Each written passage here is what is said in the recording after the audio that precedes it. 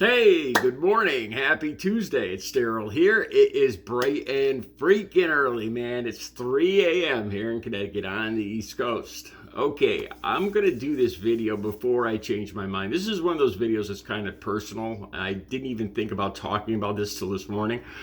There's a few things I want to say first before I get into it. Like I said before, I've been tagged, I've been yellow lighted by YouTube a few times because I think I'm a smaller channel, and with the smaller channels, they use algorithms to check for different things. And I think sometimes I get flagged because even though that I'm in favor of something, it might come across as I'm making fun of it or I'm anti. So let me say this. I am in favor of equal rights. I am in favor of trans rights. I am a supporter of the LGBTQ community. I am in favor of Black Lives Matter movement. That being said, if you're having any thoughts of self-harm or suicide, the number is 988. And if you go down below in my video description, there'll be some information on the suicide prevention hotline, and if you or anybody you know are thinking about stuff like this, so you kind of get an idea. It's kind of a serious. Okay, this video just got really serious. Okay, the best way to do this is give you the timeline. I said in a video that I was going out to a family birthday party. This was Sunday. I mentioned that before to you guys if you go back a few videos. And I did. Now, let me say this. My family has different political views than me. They're really not into politics. They're not really politically savvy. They have most of my family, I love them. They're the people I love most in this world. Although when politics, I don't discuss politics with my family. A lot of times, it'll come up. So one of them will bring it up. And I just kind of put my head down and I don't say anything because I don't need the friction in my family. I love my family. And I don't want to rock the boat. And so we were out at the restaurant. And one of my family members works in a school in the city near here, Waterbury, Connecticut. And he mentioned that there was a dual sex bathroom now. And kind of shaking his head, guess what? Guess what we got in the school? We got one of those... I don't know what they're called, multi-sex, both sex bathrooms, and everybody, the rest of the family just kind of goes, oh, what's going on with this world? And he says that it's just one, it's just one stall, there's just one bathroom. So it's just basically, it's a single bathroom is what it is, but it's been labeled, it's unisex for either men or women for the whole, in case there's any trans people in the school, so they'll feel comfortable using this bathroom. I don't see this as a big deal. It's a single bathroom just labeled for both sexes. I mean, that's all it is. If people are going to go get into the whole tax, well, I don't want my tax dollars paying for this. The bathroom was already there, and it's just been relabeled. So there's always going to be people that, so. He describes the bathroom, it's just one stall, what's this world coming to? And another one of my family members says this. She says, back in our day, we knew what sex we were. There was only two sexes. We were either male or female. What's going on with this world? That's what this person says. Again, I'm just describing a conversation. I'm not agreeing with this, but this is the conversation at the table. And as usual, I have my own, in my heart, I know the truth of this is there's always been the same amount of gay people and bi people. If you look at all 18-year-olds right now, how many gay people, how many bi people, how many trans people, 18-year-olds, there were just as many in the 1900s or in the 1800s or all the way back in 1776, there were just as many gay people, just as many bi people, just as many trans people. It's just they couldn't come out for fear of being made fun of or picked on or what have you. And I know this, and I don't know why it's not obvious. I don't know if it is obvious to the rest of my family, or they've just taken on this critical. A lot of people my age have this critical they were back in our day. We didn't wear seatbelts and we smoked Marlboros at 10 years old, and and we liked it. And, we rode our bikes with no helmets, and we didn't all this stuff. And of course, the world's gotten safer, and the world's just gotten more accepting and tolerant. What's wrong if somebody doesn't feel comfortable in their body, and they feel like they're a female, then how does that affect me? Why does that bother me? How does that change my world? If that person feels more comfortable being a woman and dressing in women's clothes, or vice versa, then good for them. Have at it. I would rather have another happy, well-adjusted person in this world, in my society around me, than an angry, maladjusted person. It doesn't affect me, and I don't understand why people are threatened by this. I don't know if it has something to do with I was never married, I never had kids. I don't know if it's because of my liberal art, like I'm an artist and I have a liberal outlook. I don't know if it's something about that. I don't know if it has something to do with my past addiction, and how now that I've recovered, I don't take life for granted.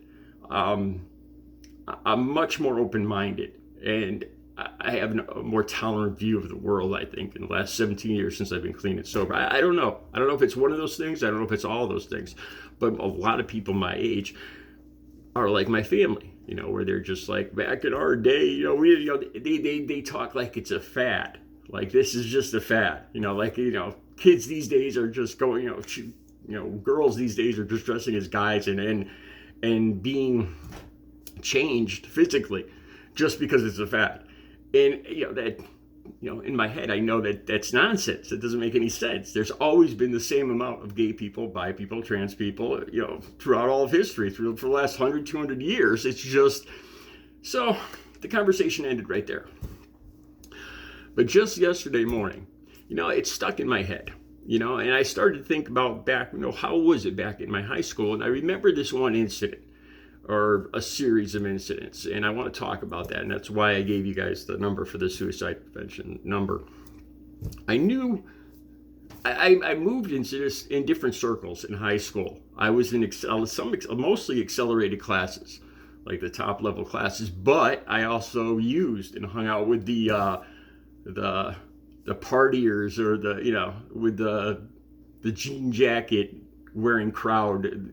I moved in a lot of different circles, so I had a lot of different friends. And I remember this one instance back in 8th grade in junior high school. I knew this girl all through junior high school because our names are very similar. Our names have the same last letter, and first letter in the last name, so we were always in the same class because it goes alphabetically. So I was always in the same classes as her, in the same homeroom, because our names begin with the same letter.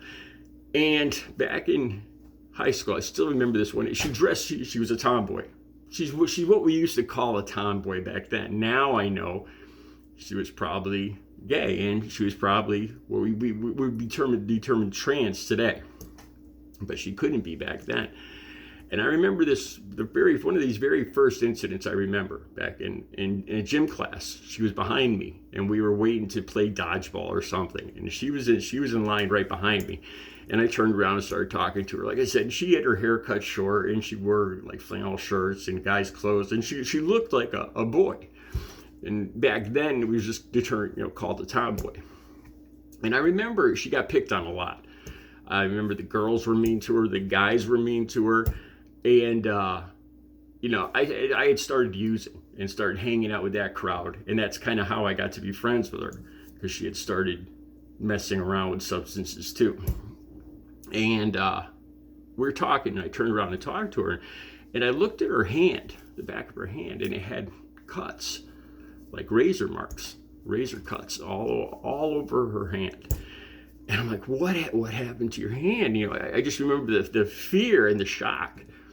I'd never seen anything like this before. I said, what happened? And she said, I did that. I did it to myself. And I was like, why?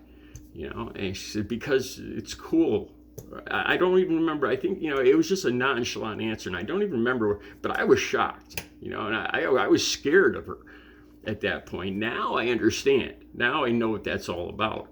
You know, I'm sure looking back, there was probably stuff going on in her home life. And okay, so we kind of moved apart. Through high school, you're really not in the same home room. You know, the classes are more spread apart, and you know, we weren't in the same story. This was more in like 8th and 9th grade.